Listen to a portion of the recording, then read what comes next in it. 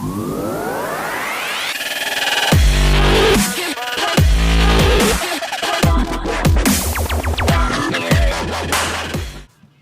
everyone, what's happening? It's Rob, the Generation X Gamer, and we've got some news regarding the bow rifle, a buff, and a nerf to Star Wars Battlefront. So let's jump into it.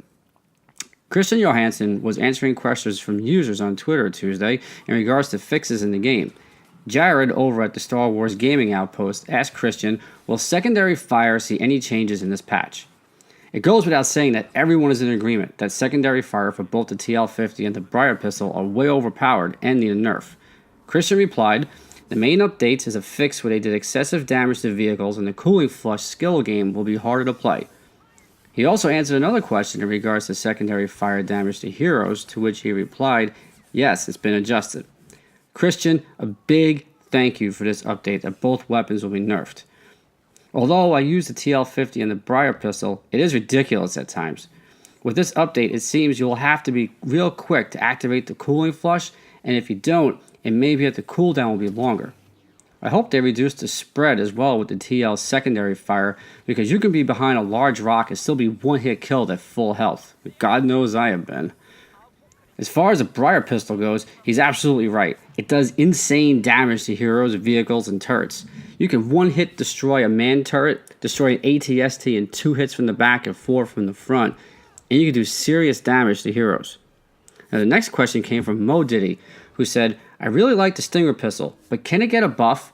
Maybe increase zoom or damage? Christian replied, a slight damage increase with the bolts, and also fixing so you don't lose a charge if unequipped it before firing a shot. Now for those of you who like the Stinger Pistol, this buff is welcome news. Now I haven't bought the HUD contract for it yet because I haven't found a use for it. I'd rather use the Adrenaline Stim, Personal Shield, or Scan Pulse over another weapon. However, if this update makes it more lethal, I'll definitely give it a shot. The last question was from Star Wars Battlefront News Deutsch, who asked, hey Christian, what about the bow rifle? Will we get it with the Rogue One or with another patch before the DLC comes out? Regards. Christian replied, we'll talk more about it soon. The bow rifle seems to be more of a myth than anything else at this point, and this answer shows it will not be included in the Rogue One DLC. Christian hinted at the bow rifle during the livestream reveal of the Death Star and mentioned that it will be available during a special event. However, everyone has been wondering where it is since Uninspired Zebra showcased gameplay using the gun when he dug through code to find it.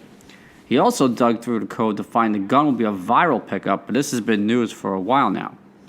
So where does this leave us?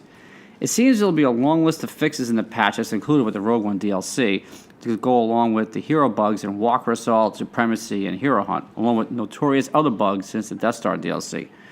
There's been no word about adding modes to the Death Star DLC, probably because there has been a quicker turnaround since the Death Star for the Rogue One DLC, so the developers have not had the time to fix the bugs since they had to have the DLC ready for December 6th. As a developer, I understand this, but the community would have been more open to the delay if they just came out and said something. Well, that's it for this news. We have 12 days until the Rogue One DLC. Are you happy with the secondary fire changes? Will you use the Stinger Pistol?